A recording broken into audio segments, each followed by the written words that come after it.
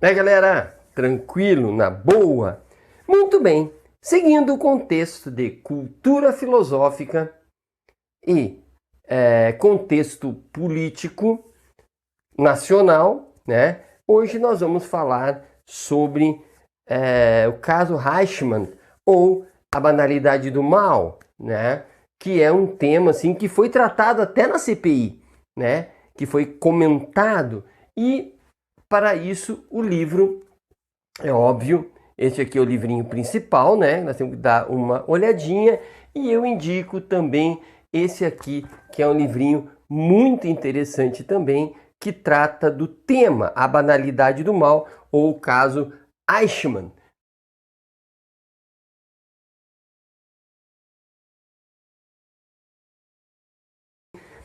Eichmann em Jerusalém, porque ele foi julgado em Jerusalém, julgado e condenado. Mas eu preciso dizer quem é Eichmann para poder falar da banalidade do mal.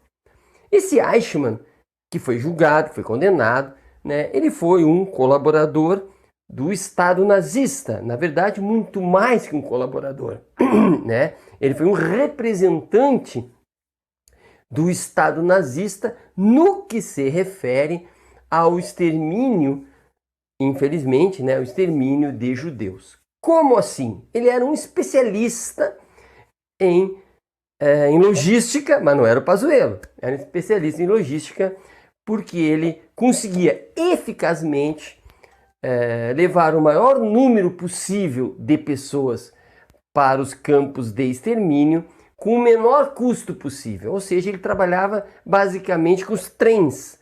Ele dava as condições de conduzir as pessoas para o extermínio. Também tinha a ver com documentação, enfim. Ele era um burocrata. Ele era altamente eficiente. Ele conseguiu realmente melhorar, qualificar o transporte dessas pessoas. E melhorar, qualificar significa, pelo menor custo, levar o maior número de pessoas para a morte. E ele era um cidadão que se orgulhava disto. Ou seja, ele, entre seus iguais, ele gostava de falar das suas qualidades e competências. Inclusive era reconhecido dentro da sua especialidade como um bom funcionário, porque ele conseguia otimizar os serviços como os outros não conseguiam. Portanto, ele era bem conceituado, apesar dele trazer dentro de si uma vontade de crescimento, porque ele se sentia, provavelmente se sentia, né, um inferior. Por que inferior? Porque apesar da família dele ser de classe média alta, alemã de classe média alta, ele era um subalterno, ele era um sujeito de classe média baixa, não teve sucesso escolar, né? Era um sujeito, vamos dizer assim, obtuso para a reflexão. Ele era burro para a reflexão, né? Sendo mais direto. Mas era um excelente técnico, especificamente nessa situação de levar pessoas para a morte. Mas sempre foi um sujeito de poucas luzes, né? Se perderia na multidão, seria um ninguém, né? Se não fosse esta possibilidade de crescimento profissional na área da logística para a morte.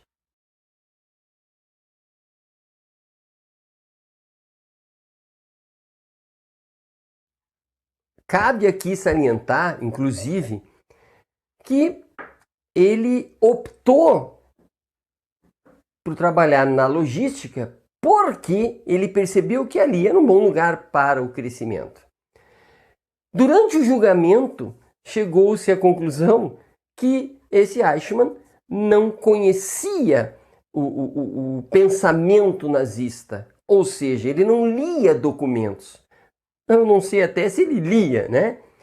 Ele tinha como ídolo Adolf Hitler, mas não tinha lido Mein Kampf, não tinha lido os ideais da SS, a documentação da SS, nada que se referisse à ideologia nazista ou ao pensamento do seu maior líder, que seria Hitler.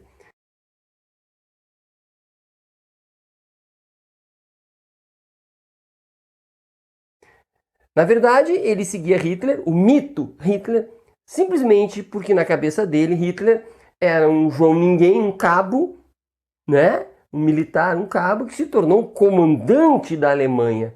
Talvez ele pensasse, assim como eu sou um ninguém, um dia eu chegarei a ser tão grande. Então ele tinha um líder, um mito que ele não questionava, que ele mal conhecia, mas que entendia como algo a ser seguido. Portanto, a irreflexão era o ponto forte deste sujeito.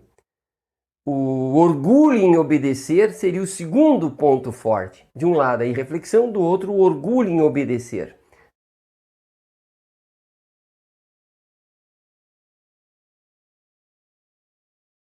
Né? Ele entendia que o bom soldado era o cara que obedecia, portanto, ele obedecia ao que ele imaginava, que Hitler desejava, e obedecia o que realmente lhe era mandado.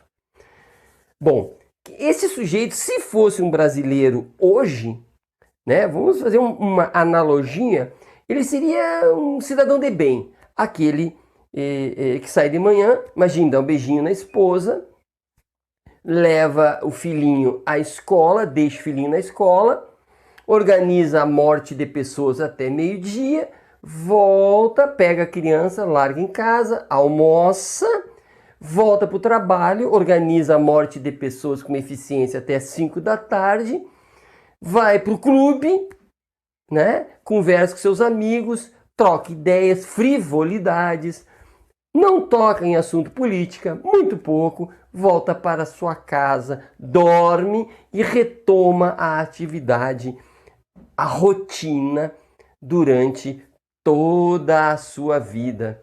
Esse é o Eichmann, alguém que não pensa.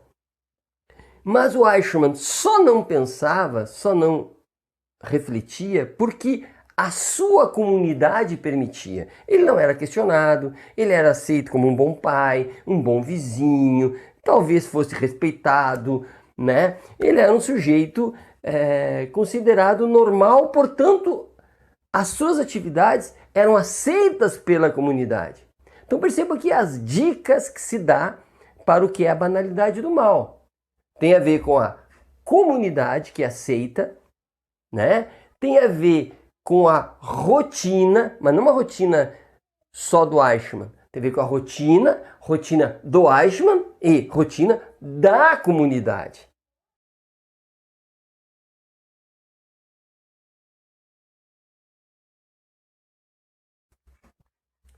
Percebam, portanto, que quando tem a ideia de burocracia também, né? A ideia forte de burocracia. Ele ia ao trabalho, cumpria muito bem o que lhe era determinado.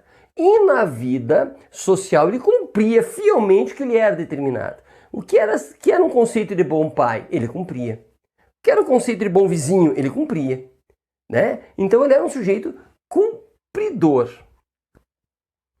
Lá no julgamento, ele alegou o tempo todo que ele não tinha culpa de nada, porque ele era um fiel cumpridor, né? Ele era um sujeito, ele alegou, que nunca matou ninguém, porque nunca deu um tiro em ninguém, nunca esfaqueou ninguém, nunca fez nada. Ele era um sujeito ilibado, de terno, bonitinho, e que só cumpria com as suas obrigações.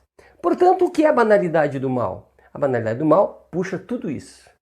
A banalidade do mal acontece quando a pessoa ou as pessoas produzem ações banais, porque são impensadas, ações banais, porque são rotineiras, banais, porque a ideologia permite, né? Insensibilizadas, produzem ações e que não sentem mais, mas que lá no final, por que eu digo que é o mal? Porque lá no final alguém sofre, e sofre terrivelmente, né? E se nós pensarmos na banalidade do mal, nem eu estou livre, porque quando eu passo de carro e eu vejo pessoas sofrendo na calçada, com fome, né? Com seus carrinhos puxando lixo para sobreviver, o meu grau de indignação não é suficiente a ponto de eu descer do carro, não sei, fazer uma greve, não sei que atitude forte ter para salvar essas pessoas. Na verdade, eu as vejo, né? Eu até tenho um grau de sensibilidade, né? Mas não chega a ponto de tomar uma atitude, né? Que realmente faça a diferença. Por quê? Porque todos os outros que estão nos veículos fazem a mesma coisa, né? A tal ponto de até estranhar se eu tomasse uma atitude diferente de cruzar, dar uma olhada, né? E passar adiante. Então a banalidade do mal está em todos nós. Mas se eu pensar nas pessoas que, junto ao executivo, permitem a morte de milhares de pessoas pela Covid, ou que tentam desviar dinheiro de vacinas, eu vejo que a banalidade do mal está ali, não diferente do Eichmann. Quando eu vejo na CPI as pessoas falando, mas não fui eu, não era bem eu, foi o outro, eu apenas obedecia, era corriqueiro na época fazer isso. Tem que contextualizar, porque todo mundo fazia.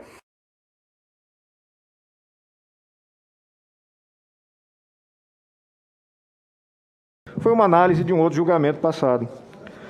Analisado o cidadão, se dizia que ele não possuía um histórico ou traços preconceituosos, não apresentava características de um caráter distorcido ou doentio, ele agiu segundo o que acreditava ser seu dever, cumprindo ordens superiores e movido por um desejo de ascender em sua carreira profissional, na mais perfeita lógica burocrática. Cumpria ordens sem questioná-las, com maior zelo e eficiência, sem refletir sobre o bem ou o mal que pudessem causar. Essa análise foi feita com relação a Eichmann, em julgamento feito, salvo engano, em 67, em Israel, onde se apreciava a participação dele na chamada solução final contra os judeus. 62, me corrige aqui o professor Randolfo Rodrigues. Faça essa referência, senador, ex-ministro Pazuello, porque muito claramente, nos contatos em que tivemos, Vossa Excelência não se portou com desrespeito à vida. Pelo contrário, lhe solicitei por telefone respiradores para o estado de Sergipe e o senhor conseguiu dar atendimento super célere, salvou vidas naquele estado.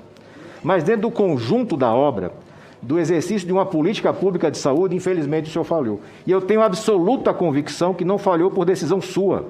Não consigo entender que diabo de dever, de lealdade, Vossa Excelência, imagina ter, que faz com que acoberte o verdadeiro autor das ordens que o senhor seguiu. Isso é lamentável. Obrigado. De certa forma, as pessoas estão banalizando a sua atividade, que lá no final produziu muita morte. Também podemos pensar todas as autoridades, todas as pessoas que de alguma forma permitem que o mal continue acontecendo. A fome, a miséria, a incompreensão, quase que industrializada, porque sempre se repete o mesmo resultado, que é os pobres continuarem pobres, os ricos continuarem ricos.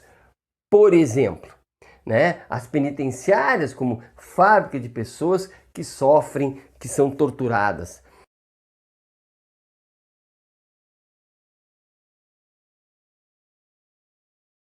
Então, percebamos que quando Hannah Arendt começa a trabalhar a banalidade do mal, ela está dizendo que que este mal ele é superficial, porque ele é irracional, porque ele é irrefletido, porque ele insensibiliza as pessoas.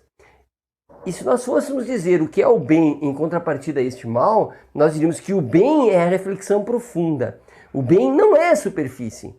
O bem é fundamentado, o bem é defensável. E este mal, que é banal, né, ele é indefensável. Ninguém consegue defender, mas ele existe. Ninguém consegue defender a propina nas vacinas, e elas estão aí.